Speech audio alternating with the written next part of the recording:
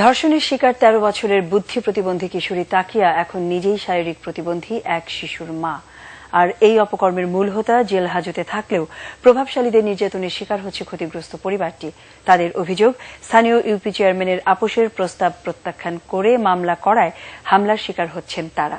বিচারের পাশাপাশি পরিবারের সদস্যরা তাদের নিরাপত্তা নিশ্চিত করার দাবি জানিয়েছেন।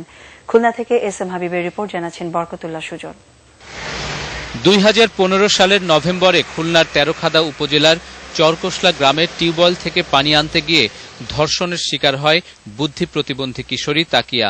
বাড়িতে কেউ না থাকার সুযোগে ৬০ বছরের বৃদ্ধ বারেক ভয়ভীতি দেখিয়ে তার উপর এই নির্যাতন চালায়। ঘটনাটি জানাজানি হলে ইউপি চেয়ারম্যানের কাছে গিয়েও বিচার পায়নি তাকিয়ার পরিবার। উল্টো অর্থের বিনিময়ে আপোষ না করায় তাদের উপর নেমে আসে অকথ্য নির্যাতন। তবে বারেকের পরিবার বলছে ভিন্ন কথা।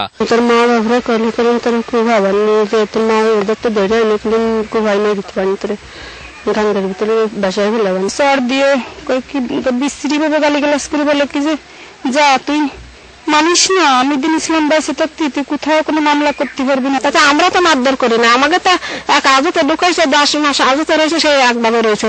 তাকিয়ার স্বজনরা জানান, আপোষ না করায় ক্ষিপ্ত চেয়ারম্যানের উপস্থিতিতে সন্ত্রাসীরা তাকিয়ার মার উপর হামলা চালায় এবং তাদের এলাকা ছাড়া করার হুমকি দেয়া হয়। আমাদের মারতে চাই করে, এই জন্যই তো এই যে চেয়ারম্যানের লোকজন ডিউটি করে, এই জন্য আমরা বাজার ঘাটে যাই না। সার্কেল সাহেব আসতেছে, তুই থানায় আসলে আজকে তোর মুড়ি হেলা দিবেন, তোর হারাও হেলা দিবেন। আমি দিন ইসলাম সন্ত্রাসী জানিস না, আমি লোক 2-4 লোক খাইয়ে হেলাতে সব বিরুদ্ধে কেস মেটাই নাই।